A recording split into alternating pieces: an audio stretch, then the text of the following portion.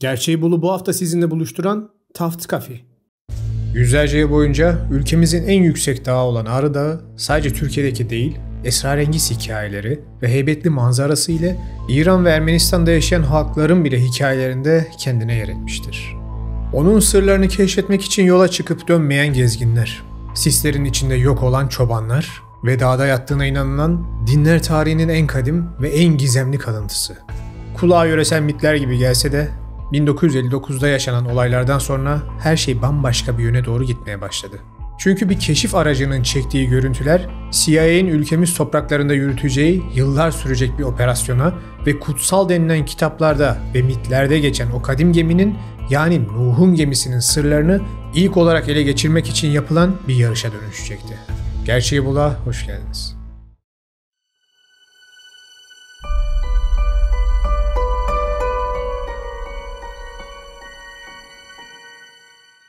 Yeni video hazır. Ama bir dakika. Uyanmak yetmez, dirilmen lazım. Taft, dünyanın en yüksek kafein oranına sahip kahvesi. Ama şaşırtıcı şekilde içimi oldukça yumuşak. Gerçek 10 kodunu kullanarak sen de hemen dene. İşte şimdi her şey hazır. İyi seyirler. 1949 yılındayız. İkinci Dünya Savaşı biteli birkaç sene olmuş. Lakin yeni bir tehdit yüzünden dünya halen diken üzerinde. Soğuk Savaş. Amerika, Sovyetler Birliği hakkında elinden gelen tüm istihbaratı toplamaya çalışırken casuslar ve keşif uçakları Doğu Anadolu bölgesinde cirit atıyordu. Ve işte her şeyi başlatan da bu olaylar oldu. 1949'da bölgede uçuş yapan bir gözlem uçağı Ağrı Dağı'nın kuzeybatı yamacında karlar altında kalmış, doğal olamayacak kadar nizami ve devasa boyutta bir enkaz görür. Kayıtlara Ararat anomalisi, yani Ağrı anomalisi olarak geçen bu görüntü yüksek gizlilik içinde arşivlere kaldırılır ve takip eden 10 yıl boyunca kimseye bahsedilmez. Ta ki 1959 yılına kadar. Haritacı Yüzbaşı İlhan Nurupınar, 1959 yılında bir NATO haritalandırma görevindeyken sıra dışı bir fotoğraf ile karşılaşır. 10 yıl önce CIA'nin belirttiği bölgede yatan o gizemli nesne, erimiş karlar sayesinde tüm çıplaklığı ile kendini sergiliyordu. O güne kadar yüzlerce keşif fotoğrafını incelemiş ve kategorize etmiş Yüzbaşı Durupınar, bu şeklin doğal bir oluşum olmadığını hemen anlar ve arkeolojik incelemeler yapılması gerektiğini vurgular. İlk bakışta bir gemiyi andıran ve bir futbol sahasından bile daha büyük bir anomali çözülmek için karşılarında durmaktaydı ve Yüzbaşı'nın aklından geçen sadece tek bir olasılık vardı: Nuh peygamberin kayıp gemisi. Aslında bu anomali resmi kurumlar için yeni olsa da yerel halk için değildi. Nesillerdir orada yaşayan bölge halkı, dağın o kısmının cinli olduğundan, gidenlerin geri dönmediğinden ve pek çok çobanın ve koca sürülerin orada ölü bulunduğundan sıklıkla bahsederler. Örneğin yıllar önce Ağrı Dağı'na bir değil birçok defa tırmanan astronot James Irwin, dağın çevresindeki köylerde yaşlılarla sohbet edip ipucu toplamaya çalışmıştı. Rivayete göre bir Ermeni çoban, yıllar evvel Ahora Gorj denilen Sarp bölgede buzulların içinde kocaman bir kara cisim gördüğünü anlatarak Irwin'i o tarafa yönlendirmişti. Yine bölgedeki bazı köylüler, dedelerinden dağın zirvesinde büyük bir tahta yapı varmış, Tanrı onu insanlardan saklıyor şeklinde hikayeler dinlediklerini aktarıyorlardı. Hikayenin kültürel etkileri sadece anlatılanlarıyla da sınırlı değil. Bu efsane insanların hayatlarına o kadar işlemiş ki bölgede karşımıza Arzap, yani yeryüzünü ele geçirmek, Nasar, yani kurban kesmek ve Yiğit Yatağı, yani kahramanın demir attığı yer gibi yerel yerleşim yeri isimleri bile çıkar. Yine de biraz önce bahsettiğim tüm bu raporlara rağmen Ağrı Dağı'nın tehlikeli buzul yapısından hem de hazırlıksız gidenlerin oksijen yetmezliği yüzünden öldüğü şeklinde yorumlanır. Ancak oraya gidip ölmeden gelenlerin de anlattığı bir hikaye daha var. Ellerinde sanki işlenmiş bir yapıdan kopmuş gibi gözüken garip tahta parçalarıyla dönen ve orada sarp ve çıplak dağ yamacında duran devasa bir enkazın izlerini anlattıkları bir hikaye. Yüzbaşı Durupınar'ın tüm ısrarlarına rağmen askeriye daha resmi olarak bir inceleme yapmaya çok fazla istekli olmaz ve olay bir kez daha resmi olarak kapatılır. Türkiye kanadı için konu kapatılmış olsa da Amerika için hiçbir zaman kapatılmamıştı. 1949'da çekilen ilk görüntülerden sonra konu gizli olarak arşivlenmiş olsa da 1999 yılında Amerika bilgi alma yasası sayesinde CIA'nin Ağrı Dağı anomalisi dosyaları halka açılır. Ve son derece ilginç bazı gerçekler su yüzüne çıkar. CIA sadece 1949 senesinde anomaliyi araştırmamıştır. 1956'da, 73'te, 76'da, 90'da ve 92'de de yapılmış keşiflerin ve çekilen görüntülerin hepsi ortaya çıkmıştır. Ve tüm bu merakın ve araştırmanın kalbinde ise 163 metre uzunluğunda, 15 metre genişliğinde büyük bir gemiyi andıran bu kalıntı yatmaktaydı. Üstelik bu ölçüler, Tevrat'ta Nuh'un gemisi için yazılmış ölçülerin birebir aynısıydı. Dinler tarihini incelediğimizde karşımıza eskinin gelişmiş ama daha sonra sapkınlıkları ve günahları arttığı için yok edilmiş insanların ve düşmüş meleklerin bir arada olduğu uzak geçmişe ait bir hikaye çıkar. Ve kutsal denilen kitaplar bize o çağı şu şekilde anlatır. Kendilerinden önceki nesillerden nicelerini yıkıma uğratmamız onları doğruya yöneltmedi mi? Oysa bugün kendileri onların kaldıkları yerlerde, tarihi kalıntıları üzerinde gezinip duruyorlar. Şüphesiz bunda sağduyu sahipleri için ayetler vardır. Yeryüzünde gezinip dolaşmıyorlar mı?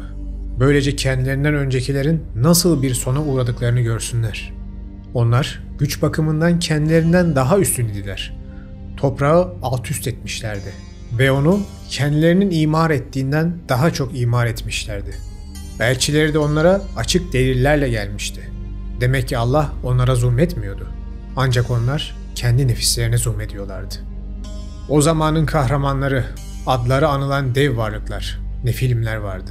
Ayrıca Elohim'in oğulları insan kızlarıyla ilişkiye girince onlardan sonra gelenler de onlar gibi kahraman oldu. İnsanın kötülüğünün yeryüzünde çoğaldığını, yüreğinin tümüyle kötüye yöneldiğini gördü. Rab üzüntüyle dedi: İnsan da yarattığım varlık, yüreği kötülükle dolunca üzülürüm. İşte tufan yıkımı da böyle bir zamanda vuku bulur. Ve eski, gelişmiş ama yozlaşmış insanlık ile Nefilim denilen soyu bitirmek için Tevrat'taki haliyle Rab Tanrı ya da Kur'an'daki haliyle Allah ya da Sümer mitlerindeki haliyle Enlil tarafından tufan gönderilir. İncil, Tevrat ve Kur'an'ı biraz daha detaylı incelediğimizde iki farklı yaklaşım görürüz. Tevrat'a göre gemi Ararat denilen daha geniş bir bölgede bir yere oturmuştur. Bu yaklaşım ile yola çıkan ve bölgede araştırma yapan kişiler ise gerçekten ilginç bazı kalıntılar bulurlar. Ortaya çıkan belgelerin popüler hale gelmesinden sonra pek çok topluluk ve amatör arkeolog bölgeye tabiri caizse akın ederler. Ve bunlardan birisi de amatör arkeolog Ron White'dır. Yıllar süren araştırmalar sayesinde bir zamanların kadim Nakşuan şehrine ait olduğu düşünülen kalıntılarda kategorize edilmeye ve bulunmaya başlandı. Yerel efsanelere göre bu şehir tufan sonrasında gemiden çıkanların kurduğu ilk yerleşim alanlarından birisiydi ve oldukça büyük de bir mezarlıktı. Cidden bayağı büyük bir alan. Ron Wyatt ve ekibi ise Nuh'un gemisinin olduğu bölgeye odaklanırlar ve alanda kendi getirdikleri özel ekipmanlar ile metal kalıntıları ararlar ve alanın lidar taramasını yaparlar. Sonuçlar şaşırtıcıdır. Çünkü White'ın iddiasına göre buldukları metaller nizami aralıklar ile yerleştirilmişti ve hepsinin yeri işaretlendiğinde ortaya çıkan sonuç ise bir gemi iskeletinden farksızdı. White aslında resmi olarak arkeolog olmamasına karşın Tevrat'taki anlatılara derin inanç besleyen bir amatör kaşiftir ve 1977'den sonra defalarca Türkiye'ye gelerek söz konusu gemi şeklindeki tepeyi incelemiş ve hakkında makaleler yazarak olayın Amerika'da daha da popüler hale gelmesine sebep olmuş birisi. Hatta onun çabaları sayesinde Türk hükümeti bile konuyu yeniden ciddiye almaya başladı ve sürecin bir sonucu olarak 1980'lerin ortasında bu bölge Nuh'un gemisi adıyla anılan bir milli park alanı ilan edildi. 1985 yılına gelindiğinde Wyatt yanına denizcilik tecrübesi olan araştırmacı David Fasold ve Los Alamos Ulusal geri döner.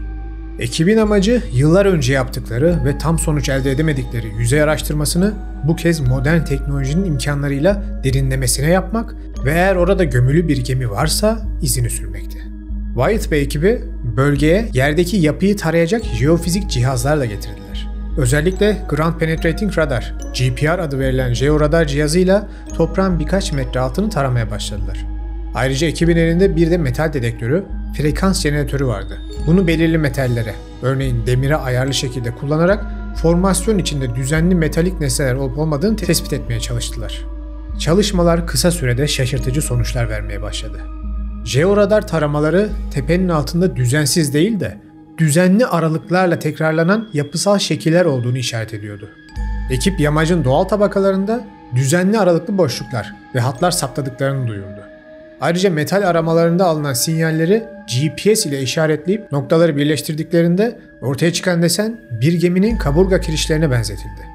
White ve Fasold büyük bir heyecanla tespit ettikleri metal yoğunluklu hatların geminin dış gövdesini oluşturan kaburgaların fosilleşmiş kalıntıları olduğu yorumunu yaptılar. Ayrıca ölçümler yapının boyunun 538 feet yani yaklaşık 164 metre olduğunu ortaya koyuyordu. İlginç bir biçimde bu uzunluk Tevrat'ta Nuh'un gemisi için verilen 300 arşınlık ölçüyle neredeyse birebir uyuyordu. Gemiye benzer formasyonun eni de kabaca 40 ila 50 metre civarında olup bir gemi oranlarına yakındı. Tüm bu verileri tesadüf olamayacak kadar anlamlı bulan ekip bu raporları o kadar güzel bir hikaye anlatıcılığı ile dünyaya sundular ki olaylar bir anda global bir boyut kazanmaya başladı. Ama keşifler sadece yer altındaki araştırmalar ile sınırlı değildi. Anormal bulgular yer üstünde de kendini göstermeye başlamıştı. Wyatt ve ekibi çevredeki nitekim Üzengili yani eski adıyla Arzap köyü civarlarında yöre insanlarının yıllardır bildiği garip büyük taşlar bulunmaktaydı. Bu iri kaya bloklarının tepesine oyulmuş yuvarlak delikler vardı ve ilk bakışta ne işe yaradıkları anlaşılmıyordu. Yaptıkları araştırmalar sonucunda Wyatt ve Fasold bunların eski gemilerde fırtınalı denizlerde denge sağlamak için kullanılan drog taşları olarak bilinen antik gemi demirleme taşı olabileceğini öne sürdüler. Ancak bu keşif cevaplardan daha çok soruların da doğmasına sebep oldu. Deniz seviyesinden binlerce metre yüksekte, en yakın denize yüzlerce kilometre mesafede bulunan bir yerde böyle taşların bulunması son derece tuhaftı. Taşların boyutları ve özellikle üst kısımlarındaki halat geçirildiği izlenimi veren delikler hayal gücünü zorlamadan bir gemiyle ilişkilendirebilecek cinstendi. Üzerine bir de bölge halkı bu taşları nesillerdir gördüklerini ancak anlam veremediklerini söyleyince gemi teorisyenlerinin heyecanı doğal olarak arttı. İddiaya göre Nuh'un gemisi fırtınada dengesini korumak için bu dev taş çapaları kullanmış, Cudi Dağı veya kimi anlatılara göre Ağrı Dağı eteklerine oturmadan önce suların çekilmesiyle bunları çevreye bırakmış ve zamanla da bu taşlar nesilden nesile kutsiyet atfedilerek kıymetli mezar taşlarına ya da kutsal alan işaretlerine dönüşmüşlerdi. Hatta mikroskopik deniz canlılarına ait fosiller de saptandı. İstanbul Teknik Üniversitesi ve Ağrı Üniversitesi'nden bilim insanlarının yaptığı analize göre Durupınar Tepesi'nden alınan numunelerde mollusk yani deniz kabukluları gibi deniz canlılarının mikrofosilleri vardı ve çevre tabakalar 3500 ila 5000 yıllık bir yaş veriyordu. Bu bulgular yaklaşık M.Ö. 3000'li yıllara yani çeşitli dini metinlerde büyük tufanın gerçekleştiği döneme tekabül eden zamanlardı.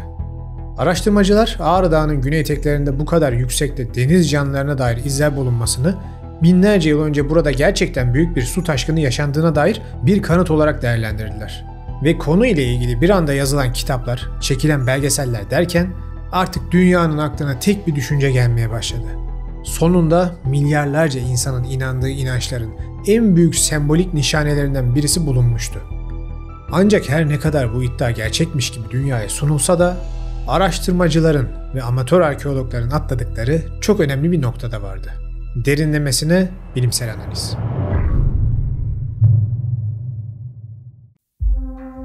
Seneler boyunca Jody Magnes gibi ünlü arkeologlar ya da Eric Klein gibi tarihçiler bu iddialara ve çatısındaki ana hikaye olan Nuh tufanı olayına saçmalık gözüyle baktıkları için Ağrı Dağı ve çevresindeki araştırmaları zerre sallamamış, hatta tiye almışlardı.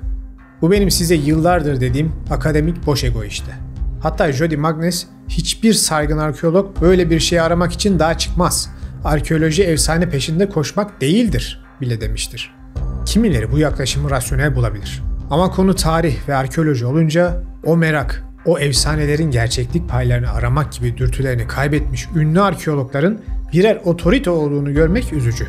Sonuçta Truva antik kenti de bir efsaneydi. Ta ki birileri onu bulana kadar. Angkor Wat şehri de bir efsaneydi. Ta ki bir araştırmacı onu bulmak için hayatını bile riske atana kadar. Bence insanlık ve bilim böyle ilerler. Kibirle olasılıkları çöp sayarak değil. Devam edelim. İddialar ne kadar çarpıcı olsa da olaya bir kez daha tarafsız ve daha bilim temelli yaklaşan kişiler sayesinde sır perdesi aralandı.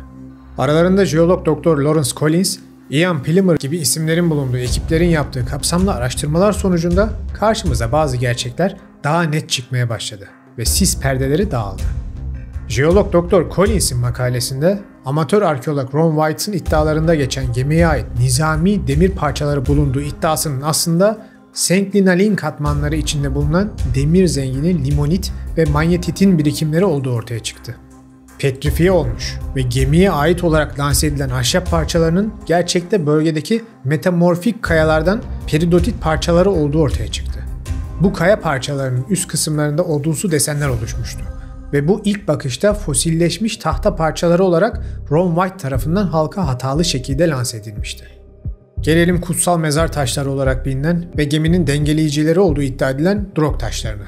Dr. Collins ve bir zamanlar Ron White ile araştırmaları yürüttüğü halde sonrasında ileri araştırmalar sayesinde fikrini değiştiren David Fassold'un yaptıkları daha kapsamlı araştırmalar sonucunda kayaların bölgede bulunan volkanik andezit taşından yapıldığı belirlendi. Hatırlayın, Ağrı volkanik bir dağdır. Yani mitlere göre Mezopotamya'dan sürüklenip Türkiye'ye gelmiş bir gemide Ağrı bölgesine has andezit bulunması haliyle ve ayin alanı işaretlemek için yapıldığı kanıtlandı. İstanbul Teknik Üniversitesi ve Ağrı Üniversitesi araştırmaları sayesinde bulunan deniz canlılarına ait fosiller olayı ise gerçek bir bulgu. O zaman karbon testlerinin yaklaşık günümüzden 5000 yıl öncesini göstermesi iddiasına gelelim. Dini külliyatların çoğunun temeli aslında kulaktan dolma dediğimiz rivayetlerdir. Ve bu rivayetlere göre dünyanın 6000 yıllık olduğuna inanan bir kitle var. Onlara göre tufan da bu 6000 yıllık tarihin yarısına gelindiğinde olmuş. Açıkçası bu bilimsel olarak çöp olmuş bir iddia. Çünkü en basiti Göbekli Tepe bile 12.000 yıllık bir yapı. Dünya 4,5 milyar yıldır burada. İnsanlık yaklaşık 450.000 yıldır burada. Ve gerçekten tufan denebilecek olayın ise günümüzden yaklaşık 12.000 yıl önce yaşandığını biliyoruz. 5.000 yıllık fosillerin ise bölgede nasıl olduğu henüz bilinmiyor. Kimileri orada yaşayan halkların ayinler için bu tarz deniz kabuklarını tüccarlardan alıp bölgeye bıraktıklarını iddia ediyor. Kimileri tektonik hareketler sonucu yer altındaki eski fosillerin yeniden yüzeye yaklaştığını, kimileri ise bilmediğimiz başka bir sel ile ilişkisi olabileceğini iddia ediyorlar. Ancak 2022 yılında araştırmayı yürüten Ağrı Üniversitesi Rektörü Faruk Kaya'nın da dediği gibi bunları doğrudan Nuh'un gemisiyle ilişkilendirmek doğru bir yaklaşım değil. Zaten demin de dediğim gibi zamanlar bilimsel tufan zamanları ve dünyanın 6000 yıllık olduğunu iddia eden komik yaklaşım ile de örtüşmüyor. Son olarak da gelelim en büyük iddiaya. Yani bir futbol sahası büyüklüğünde ve gemi gibi gözüken anormal yapıya. 2000 yılından itibaren alınan yüksek çözünürlüklü Ikonos uydusuna ait görüntüler ile 1989 Fransız Spot uydusu ve NASA'nın 1994'te yaptığı taramalardan alınan veriler birleştirildiğinde oluşumun jeolojik olarak bir buzul yarığı veya kaya göçü olduğu kanısına varılmış. Uydulardan gelen verilerde yapay nesnelere dair bir iz de bulunamamış. Yani en azından şimdilik dağdaki anormal yapı ve bölgedeki kalıntıların cevapları bilimsel olarak verilmiş durumda. Ancak ortada gerçekten Younger Dryas döneminde yaşanmış bir global felaketin bilgisi var. Ve medeniyetin Sümerlerden önceki bir dönemde koptuğunun da kültürel işaretleri var. Ancak bu olayın detaylarına ve arkasında bıraktığı medeniyetsel yıkıma dair izleri henüz net şekilde bulabilmiş değiliz. Ancak ben böyle iddiaları ve araştırmaları kendimce çok kıymetli buluyorum. Çünkü alakasız pek çok kişiyi meraklandırmaya itiyor. Ve bir şekilde belki kimsenin dönüp bakmayacağı bir alanın popüler hale gelip orada araştırılma yapılmasına vesile oluyor. Baksanıza, burada bile Nuh'un gemisi diye başlayan araştırmada onlarca farklı alanda arkeolojik keşifler yapılmış. Bölge turizme açılmış ve bilgi birikimimiz artmış. O yüzden bu tarz iddialar bence her daim önemsenmeli ve araştırılmalı. Bu sayede toprağın altında yatan ve geçmişimize dair çok daha detaylı bilgileri bulabiliriz ve insanlık tarihimiz zenginleşir. Nuh'un bir gemisi var mıydı? Kim bilir? Belki vardı, belki yoktu. Belki ahşaptandı, belki bir uzay gemisiydi. Belki de bir DNA ve tohum mahzeniydi. Bu tartışma daha yıllarca devam eder. Sonuçta keyifli bir araştırma konusu. Ama şu bir gerçek ki, ülkemiz arkeoloji tarihini değiştirebilecek potansiyele sahip bir coğrafyada. Ve umarım üniversitelerimiz ülkemizin bu zengin geçmişini en iyi şekilde yeniden gün yüzüne çıkarmak için çalışırlar ve insanlığın geçmişine ışık tutarlar. Videoyu izlediğiniz için hepinize teşekkür ederim. Bu tarz içerikleri seviyorsanız yolculuğumda bana eşlik etmek için kanala abone olmayı, videoları çevrenizde paylaşmayı ve fikirlerinizi yorumlar kısmına yazmayı lütfen unutmayın. Bir sonraki hafta görüşene kadar kendinize iyi bakın.